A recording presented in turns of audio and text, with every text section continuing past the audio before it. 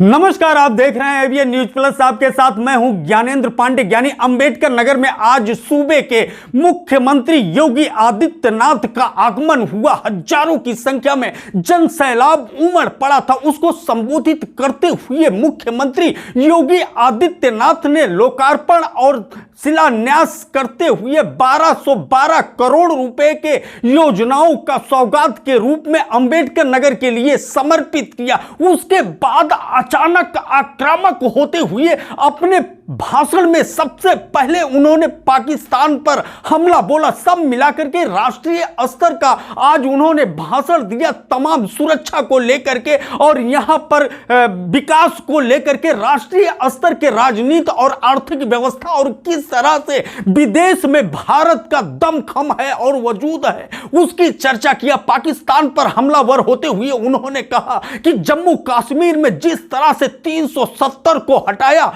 नरेंद्र मोदी ने 5 अगस्त 2019 को श्यामा प्रसाद मुखर्जी के सपना को अगर कोई साकार कर सकता था तो नरेंद्र मोदी ने साकार किया। उसके बाद पाकिस्तान के भूखमरी पर उन्होंने बताया कि किस तरह से वो फुदकता है लेकिन भूखमरी की जीवन जी रहा है। सुरक्षा को लेकर के उन्होंने कहा कि पहले रोज कश्मीर पर हमला होता था, आज साहस नहीं कर पा रहा है पाकिस्तान। इसके अलावा उन्होंने कहा कि G20 का नेतृत्व किया, तमाम दमदार देशों के सामने भारत ने नेतृत्व किया। इसके अलावा फिर कश्मीर का जिक्र उन्होंने कहा कि जिस तरह से कश्मीर में 2 प्रधान, 2 निशान और 2 विधान चल रहा था, श्यामा प्रसाद मुखर्जी का सपना था यह खत्म होना चाहिए। नरेंद्र मोदी ने कूड़े के ढेर में फेंक दिया उस परंपरा को और धारा 370 को हटा दिया। इस तरह से काशी कॉरिडोर की चर्चा करते हुए, अयोध्या राम मंदिर की चर्चा करते हुए, विंध्याचल में जिस तरह से कॉरिडोर बन रहा है उसका चर्चा करते हुए फिर राम मंदिर पर वो आकर के टिकते हैं और उन्होंने कहा कि अयोध्या कॉरिडोर का जिस तरह से निर्माण हो रहा है, जल्द ही अंबेडकर नगर उस कॉरिडोर में समाहित किया जाएगा और अंबेडकर नगर भी विकास के रास्ते पर चल पड़ेगा। अंबेडकर नगर में तमाम व्यापारी इस समय इसलिए आकर्षित हो रहे हैं क्योंकि अयोध्या के करीब होने के नाते पूरी दुनिया की नजरें टिकी हुई है। सब मिलाकर के आज मुख्यमंत्री योगी आदित्यनाथ ने अंबेडकर नगर में पहुंच करके भारत दर्शन कराते हुए जिस तरह से नरेंद्र मोदी के कार्यों का बखान किया, कहीं न कहीं माना जा रहा है कि लोकसभा चुनाव का आगाज हो चुका है और लोकसभा चुनाव में भारतीय जनता पार्टी के वापसी के लिए योगी आदित्यनाथ ने आज पुल बांध दिया। योगी आदित्यनाथ के कार्यों की सराहना किया। क्या कुछ कहा, पूरा भाषण हम सुना रहे हैं। ABN news plus Yogi Adityanath के शुरू से लेकर के अंत तक आपको सुना रहा है। बस आप बने रहिए पूरी तरह से तन्मयता का साथ और देखिए और सुनिए योगी आदित्यनाथ जो अंबेडकर नगर जनपद मुख्यालय के अकबरपुर हवाई अड्डा पर इस समय बड़े जनसैलाब को संबोधित कर रहे हैं। सकारात्मक प्रेरणादायक संबोधन से हम सभी को अनुमोदित करें। एक बार जोरदार तालियों के साथ स्वागत। जय जय श्री राम। भारत माता की, भारत माता की, भारत माता की। वंदे वंदे वंदे। जय श्री राम, जय जय श्री राम। देश के यशस्वी प्रधानमंत्री आदरणीय श्री नरेंद्र मोदी जी के नेतृत्व में 9 वर्ष के दौरान भारत की प्रगति और आम जनमानस के साथ संवाद के इस कार्यक्रम में केंद्रीय कृषि और किसान कल्याण मंत्री परम सम्माननीय श्री नरेंद्र सिंह तोमर जी, प्रदेश सरकार में मेरे सहयोगी मंत्री, जनपद अंबेडकर नगर के प्रभारी श्री गिरीश चंद्र यादव जी, राज्यसभा के माननीय सांसद श्री ब्रिजलाल जी, माननीय सांसद श्री प्रवीण कुमार निषाद जी,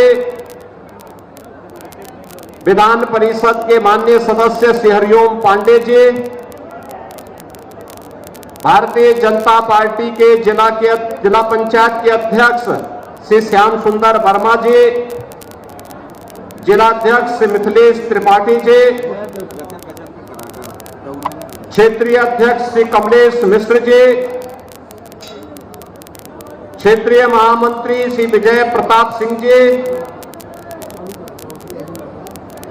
पूर्व विधायकगण श्रीमती संजू देवी जी, श्रीमती अनिता कंवल जी, श्री त्रिवेणी राम जी, श्री धर्मराज निषाद जी, सुभाष राय जी, कार्यक्रम के संयोजक श्री कपिल देव वर्मा जी और अंबेडकर नगर जनपद के गांव-गांव से यहां पर उपस्थित सभी भाइयों बहनों, भारतीय जनता पार्टी नेतृत्व की प्रधानमंत्री मोदी जी के यशस्वी नेतृत्व में जो सरकार विगत 9 वर्षों से कार्य कर रही है, सफलतम 9 वर्ष की उपलब्धियों को लेकर के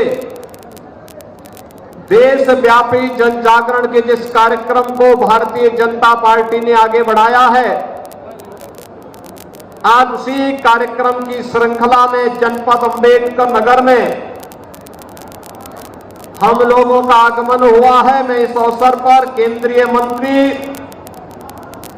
माननीय श्री नरेंद्र सिंह तोमर जी का अंबेडकर नगर की जनता जनार्दन की ओर से हृदय से स्वागत करता हूं, अभिनंदन करता हूं। भाइयों बहनों, मैं इस अवसर पर प्रधानमंत्री मोदी जी को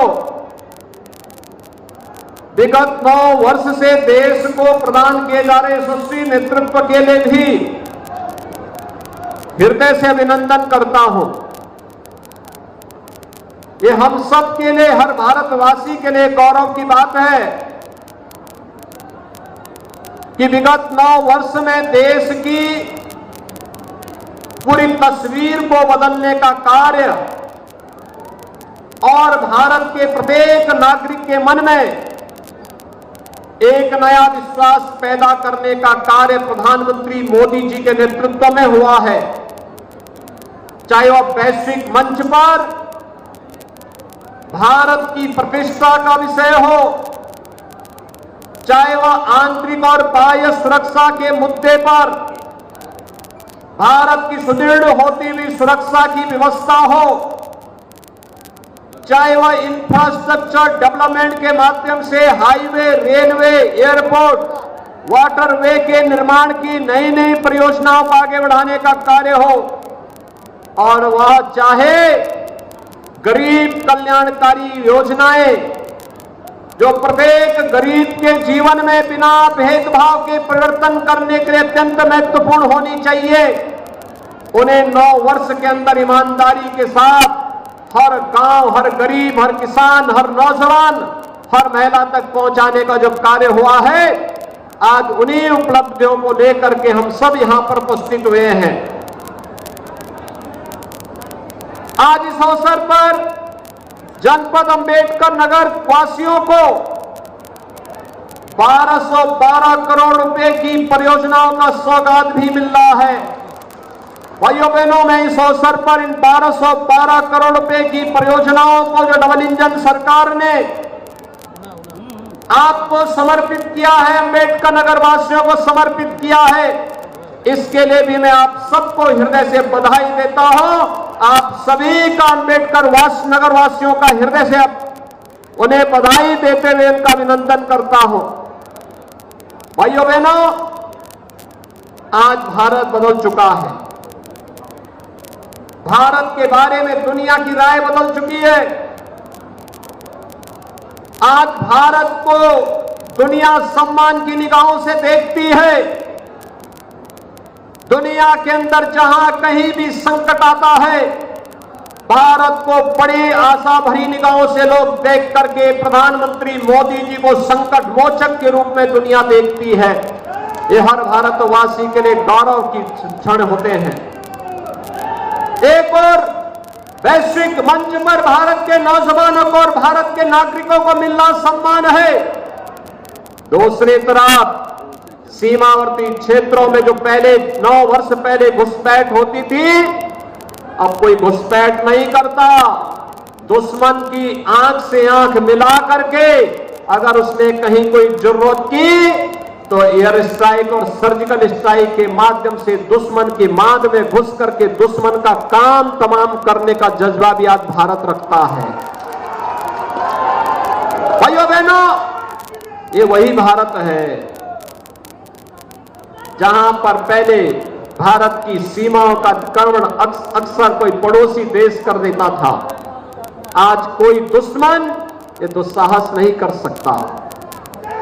9 वर्ष पहले जिस देश में जगह जगह कहीं उग्रवाद था, कहीं आतंकवाद था, कहीं माओवाद और नक्सलवाद था, आज जो 115, 17, 18 जनपदों में देश के अंदर फैला हुआ था, आज उसको समेटते समेटते समेटते समेटते 3 से 4 जनपदों तक सीमित कर दिया गया है और बहुत शीघ्र नक्सलवाद और माओवाद भी भारत की धरती से पूरी तरह समाप्त होकर के राम राज्य की जिस आधारशिला को इसी धरती से रखने का कार्य हुआ है, राम राज्य का वह सपना भी साकार होगा। भाइयों बहनों, आज से 9 वर्ष पहले कोई ये सोचता था कि कश्मीर से धारा 370 हटेगी? कोई सोचता था? कोई नहीं सोचता था। 1952 में डॉक्टर श्यामा प्रसाद मुखर्जी ने देश को नारा दिया था। उन्होंने कहा था, एक देश में 2 प्रधान, 2 निशान और 2 विधान नहीं चलेंगे, नहीं चलेंगे, नहीं चलेंगे। इसके लिए उन्होंने अपना शहादत दिया था। लोग बोलते थे सपना है, हम कहते हैं सपना नहीं, यह हकीकत होगा। एक बार आने दीजिए, भारत माता की सपूत नरेंद्र मोदी जैसा प्रधानमंत्री बनेगा तो देश इस सपने को साकार करेगा। डॉक्टर श्यामा प्रसाद मुखर्जी जी के सपने को साकार करेगा।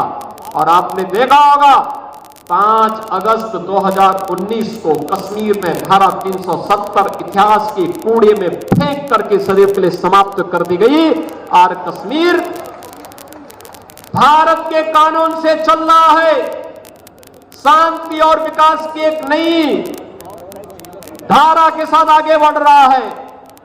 आज अब कश्मीर के अंदर उपद्रव नहीं, अब पाक अधिकृत कश्मीर के अंदर मांग होती है कि हमें भी भारत का हिस्सा बनाइए, हम भी भारत के साथ शामिल होना चाहिए चाहते हैं। दलित पाकिस्तान के साथ कोई खड़ा नहीं होना चाहता। देख रहे होंगे जिस देश का विभाजन हुआ था 1947 में कांग्रेस की सत्ता लोलुपता के कारण, जो भारत का त्रासदीपूर्ण विभाजन हुआ था, पाकिस्तान में संख्या कम गई लेकिन क्षेत्रफल ज्यादा गया। भारत में जनसंख्या ज्यादा रही, क्षेत्रफल कम रहा। लेकिन भाइयों बहनों, सबके बावजूद एक तरफ भारत की प्रगति है। जब भारत अपनी आजादी का अमृत महोत्सव मना रहा है और आजादी के अमृत महोत्सव के इस कालखंड में हम सब देख रहे हैं कि अमृत काल में ही भारत उस ब्रिटेन को पिछाड़ करके, जिसने लगभग 200 वर्षों तक भारत पर शासन किया था, उस ब्रिटेन को पछाड़ करके 5वीं बड़ी अर्थव्यवस्था भारत दुनिया की बनता है। भारत दुनिया की सबसे तेजी के साथ उभरती हुई जनसंख्या देश, उभरता हुआ देश है। और भाइयों बहनों, यही नहीं, दुनिया के 20वें बड़े देश जिनके पास दुनिया की 65% आबादी है, 80% संसाधनों पर जिनका अधिकार है, 85% अर्थव्यवस्था जिनके अधीन आती है, 90% पेटेंट पर जिनका अधिकार है, उस G20 के समूह देशों का नेतृत्व प्रधानमंत्री मोदी जी के नेतृत्व में भारत कर रहा है। यह भारत के लिए गौरव की बात है। आपने देखा होगा, ये वही भारत है कोरोना कालखंड में जब दुनिया पस्त थी, फ्री टेस्ट, फ्री उपचार, फ्री वैक्सीन, 220 करोड़ वैक्सीन की फ्री डोज भारत के नागरिकों को प्रधानमंत्री मोदी जी ने दी। 80 करोड़ लोगों को विगत 3.25 वर्ष से फ्री में राशन की सुविधा केवल भारत दे रहा है, दुनिया के अंदर कोई नहीं दे रहा। लेकिन पाकिस्तान के अंदर 1 किलो गेहूं के लिए, 1 किलो आटा के लिए कैसे छीना झपटी होती है, गली मोहल्ले में आप देखते होंगे बहुत बार। और यही दृश्य आज पाकिस्तान के अंदर देख रहे होंगे। अपने पापों की सजा पाकिस्तान पा रहा है और उसके पापों की सजा उसको मिलनी ही चाहिए। और इसीलिए आज हम सब आपसे कहने, एक तरफ दुनिया के अंदर उभरता हुआ भारत प्रधानमंत्री मोदी जी के नेतृत्व में अपने एक नई यात्रा की ओर आगे बढ़ रहा है, और दूसरी तरफ 1947 में भारत से अलग होने वाला पाकिस्तान भूखे नंगे मरने के लिए मजबूर है, अपने कर्मों की सजा स्वयं पाने के लिए मजबूर है। भाइयों बहनों, दृश्य किसी से छुपा हुआ नहीं है, किसी से छुपा हुआ नहीं है। भारत के अंदर आज के अंदर इंफ्रास्ट्रक्चर डेवलपमेंट का कार्य, कई हाईवे बन रहे हैं, रेलवे के कार्य द्रुत गति से आगे बढ़ रहे हैं, एयरपोर्ट का निर्माण हो रहा है, 1 डिस्ट्रिक्ट 1 मेडिकल कॉलेज के लक्ष्य को प्राप्त किया जा रहा है, कई डिग्री कॉलेज, कई पॉलिटेक्निक, कहीं इंजीनियरिंग कॉलेज, कहीं पर आईआईटी, कहीं आईएम, कहीं एम्स, इसका निर्माण भी युद्ध स्तर पर चल रहा है। और भाइयों बहनों, आपने देखा होगा विरासत के प्रति सम्मान का भाव क्या होना चाहिए। 13 दिसंबर 2021 को प्रधानमंत्री मोदी जी ने काशी में काशी विश्वनाथ धाम का भव्य लोकार्पण किया। काशी विश्वनाथ धाम, काशी में कितने लोग गए हैं पिछले 3 वर्ष के अंदर? काशी कितने लोगों ने दर्शन जाके किया काशी विश्वनाथ धाम का? जो लोग नहीं किए वे लोग भी जाकर के वहां दर्शन करिए, क्या भव्य विश्वनाथ धाम बन गया है। अब विश्वनाथ धाम के बाद अब भाइयों बहनों, अयोध्या में से राम जन्मभूमि और भगवान राम के भव्य मंदिर के निर्माण की बारी आ चुकी है। याद रखना, अयोध्या का विकास होगा तो अंबेडकर नगर सर्वाधिक लाभान्वित होने वाला है। सबसे ज्यादा लाभ तो अंबेडकर नगर को होने वाली है,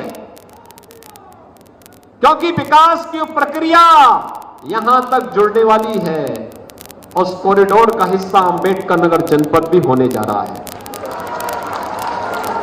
राम जन्मभूमि भगवान राम का भव्य मंदिर बनेगा तो उसके साथ ही मिर्जापुर में मां विंध्यवासिनी का धाम भी बनकर के तैयार हो जाएगा। कितने लोगों ने विंध्यवासिनी धाम में इधर दर्शन किए हैं? कितने लोग गए वहां? कार्य अच्छा हो रहा है ना? पसंद आया? पहले देखो कितनी संकरी गलियां होती थी, 5 फुट की गली भी नहीं होती थी। अगर 2 लोग एक साथ चले जाएं तो चोट लग सकती थी, लेकिन अब 50 फुट का गलियारा दिया जा रहा है, भव्य गलियारा दिया जा रहा है। जन सुविधाओं का विकास किया जा रहा है। धामों का विकास कैसे होना चाहिए, ये प्रधानमंत्री मोदी जी ने दृष्टि भारत को दी है। एक तरफ काशी विश्वनाथ धाम, दूसरा उत्तराखंड में केदारनाथ धाम, मध्य प्रदेश में महाकाल का महालोक, और अयोध्या में प्रभु श्री राम के भव्य मंदिर के निर्माण का कार्य युद्ध स्तर पर चल रहा है। जनवरी 2024 में प्रभु राम अपने मंदिर में विराजमान हो जाएंगे। हर भारत के लिए, हर भारतवासी के लिए गौरव का क्षण होगा। यह विरासत का सम्मान है, और विरासत के सम्मान को लाने के पहले राम राज्य की अवधारणा को साकार किया गया। बिना भेदभाव के हर गरीब को सुविधा का लाभ। देश के अंदर 12 करोड़ गरीबों के घर में एक एक शौचालय बनाने का काम हुआ। उत्तर प्रदेश में 2,61,00,000 गरीबों के घर में शौचालय बने। देश के अंदर 48 करोड़ गरीबों को जनधन अकाउंट खोले गए। उत्तर प्रदेश में लगभग 9 करोड़ गरीबों के जनधन अकाउंट खोले गए। देश के अंदर 3.5 करोड़ गरीबों को एक एक आवास प्रधानमंत्री आवास योजना में मिला। उत्तर प्रदेश के अंदर 54 लाख गरीबों को एक एक आवास देने का कार्य हुआ है, जिनका आवास अभी आपने देखा होगा मंच पर जो भी माताएं आती थी, मैं उनसे पूछता था मकान बन गया, वो कहती थी हां बन गया। कोई पैसा तो नहीं मांगा। उन्होंने कहा पैसा मांगने की गुंजाइश ही नहीं है, क्योंकि अब ये पैसा सीधे हमारे अकाउंट में आ जाता है, इसलिए कोई बीच में पैसा काटने का दुस्साहस नहीं कर सकता। भाइयों बहनों, एक तरफ कांग्रेस थी जो लाचारगी दिखाती थी कि 100 रुपया भेजते हैं गरीब तक 15 ही पहुंचता है। ये जो दलाल थे वे सब 85 खा जाते थे, लेकिन अब 100 रुपया प्रधानमंत्री मोदी जी भेजते हैं और पैसा सीधे सीधे गरीब के खाते में जाता है। बीच में कोई दलाल नहीं, दलाल की गायब दलाल हो गए। देश के अंदर 80 करोड़ गरीबों को फ्री राशन, उत्तर प्रदेश में 15 करोड़ गरीबों को फ्री में राशन की सुविधा का लाभ निरंतर प्राप्त हो रहा है। भाइयों बहनों, हर गरीब को 5 लाख रुपए की स्वास्थ्य बीमा का कवर मिले, पहले ये सपना था, आज ये हकीकत है। जो पहले सपना था जो हकीकत बना है, और उसी हकीकत को आगे बढ़ाने के लिए आज हम सब यहां पर आए हैं। 1212 करोड़ रुपए की परियोजनाओं का आज यहां पे लोकार्पण और शिलान्यास का कार्यक्रम भी संपन्न हुआ है। मैं देख रहा था उद्योग लगाने के लिए लोग आ रहे हैं, अंबेडकर नगर में भी उद्योग लग रहे हैं। आज से 6 वर्ष पहले ये सपना था। ये माफिया, ये गुंडे, ये पेशेवर अपराधी व्यापारियों का अपहरण करते थे, शरीफों को परेशान करते थे, बान बेटियों की इज्जत के साथ खिलवाड़ करते थे, राह चलते हुए राहगीरों के साथ लूटपाट करते थे। आज तो कोई लूटपाट करने का दुस्साहस नहीं कर सकता, किसी बहन बेटी की इज्जत के साथ खिलवाड़ नहीं कर सकता। आज वह किसी गरीब की संपत्ति पर और व्यापारी की संपत्ति पर कब्जा करने का दुस्साहस नहीं कर सकता है, और अगर करेगा तो उसको अंजाम भुगतने का भी मालूम होगा कि इसके बाद क्या होने जा रहा है। भाइयों बहनों, हर एक को सुरक्षा की गारंटी मिलेगी। शासन की योजनाएं बिना भेदभाव के नागरिक को मिलेंगी। सबका साथ सबका विकास का अभियान अनवरत आगे बढ़ेगा। सबका विश्वास और सबके प्रयास को लेकर के हम विकास की बड़ी बड़ी परियोजनाओं को आगे बढ़ाएंगे, लेकिन तुष्टीकरण नहीं करेंगे। भेदभाव किसी को करने की छूट नहीं होगी। उत्तर प्रदेश में 2 करोड़ युवाओं को तकनीकी दृष्टि से सक्षम बनाने के लिए टैबलेट और स्मार्टफोन वितरित किए जा रहे हैं। हमारा नौजवान तकनीकी दृष्टि से सक्षम हो सके, आज इसके प्रयास किए जा रहे हैं। और इसीलिए आज मैं आपके पास आया हूं, ये मंच आपके पास आया है। माननीय तोमर जी आज आपके पास आए हैं। प्रधानमंत्री मोदी जी के 9 साल देश के इतिहास के हैं बेमिसाल। भारत को एक नई ऊंचाइयों पर ले गए हैं। सेवा, सुशासन और गरीब कल्याण का एक नया मॉडल स्वतंत्र भारत को दिए हैं। एक भारत श्रेष्ठ भारत की परिकल्पना को साकार करने वाला है। और इसलिए भाइयों बहनों, हम सब प्रधानमंत्री मोदी जी के यशस्वी नेतृत्व में भारत के विकास के प्रति पूरी प्रतिबद्धता के साथ कार्य करें। इसके लिए आवश्यक होगा हम गांव की इकाई को टच करें। कल देखो, कल अंतर्राष्ट्रीय योग दिवस है। अमृत सरोवर पर, आपके गांव का अमृत सरोवर होगा, उस अमृत सरोवर पर या गांव में पंचायत भवन बना होगा, उस पंचायत भवन पर, ग्राम सचिवालय पर या किसी सार्वजनिक स्थल पर गांव के लोग जाकर के 1 घंटा प्रातः योगाभ्यास का कार्यक्रम करिए, योगासन करिए। प्राणायाम करिए। भारत के ऋषि परंपरा के सुपार को जो आज दुनिया के अंदर, दुनिया जिस पे गर्व की अनुभूति कर रहा है, इसको हम आम जन तक पहुंचाने का कार्य करें। भाइयों बहनों, ये हमारी जिम्मेदारी बनती है। आज जिन परियोजनाओं का लोकार्पण और शिलान्यास हुआ है, इसमें सड़क की परियोजनाएं भी हैं, पंचायती राज से जुड़े हुए ग्राम सचिवालय के निर्माण की भी है, हर घर नल की भी है। आपने अभी देखा होगा केंद्रीय कृषि मंत्री जी यहां आए हैं तो उनके हाथों से यहां के किसानों को ट्रैक्टर भी उपलब्ध करवाए गए हैं।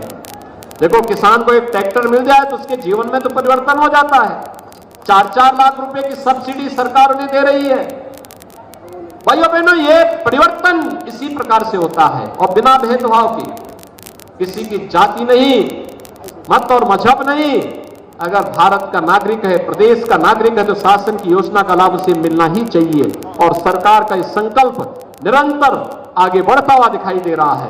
और आज मैं अंबेडकर नगर में आप सबको यही बात के लिए आश्वस्त करने के लिए आया हूं कि आपने देखा होगा हमने विकास में कोई भेदभाव नहीं किया।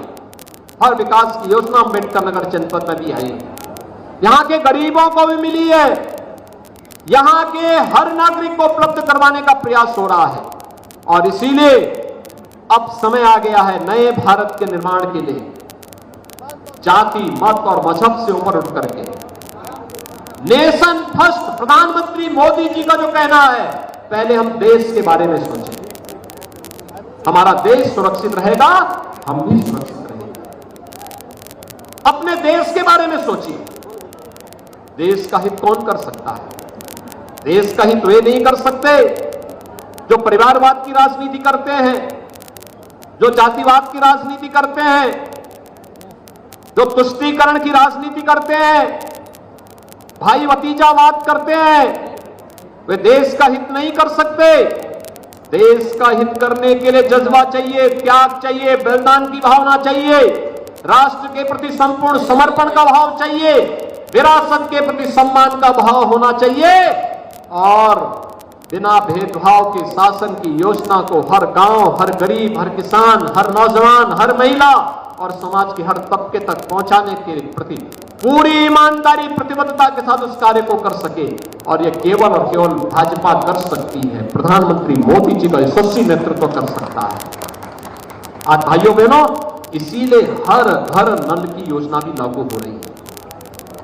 जो एक सपना था, क्या हर घर में भी पेयजल की स्कीम पहुंच पाएगी? हर घर में शौचालय पहले लोगों को सपना लगता था, आज ये हकीकत है। ऐसे ही अगले 1 वर्ष के अंदर आपके जनपद में भी हर घर नल की योजना हकीकत बन जाएगी, हर घर तक शुद्ध आरओ का पानी। और भाइयों बहनों, इन सभी योजनाओं की आपको एक बार मैं फिर से बधाई देता हूं। आदरणीय प्रधानमंत्री जी का अभिनंदन करता हूं। आज यहां पर माननीय श्री नरेंद्र सिंह तोमर जी आए हैं। वे इस जनपद के संसदीय क्षेत्र के प्रभारी के रूप में यहां पर प्रवास कर रहे हैं और इस अवसर पर मैं उनका स्वागत करता हूं। उनका मार्गदर्शन यहां के कार्यकर्ताओं को नई दिशा देगी। यहां पे जीत के मंत्र के साथ आगे बढ़ने का कार्य करेंगे। इस विश्वास के साथ मैं आज के इस अवसर पर इन सभी परियोजनाओं की आपको बधाई देते हुए अपनी शुभकामनाएं देता हूं। अंतर्राष्ट्रीय योग दिवस के अवसर पर योग के कार्यक्रम के साथ जुड़ने का आह्वान आप सबसे करते हुए मैं अपनी बारी को देता हूं यहीं पे विराम। जय जय श्री राम।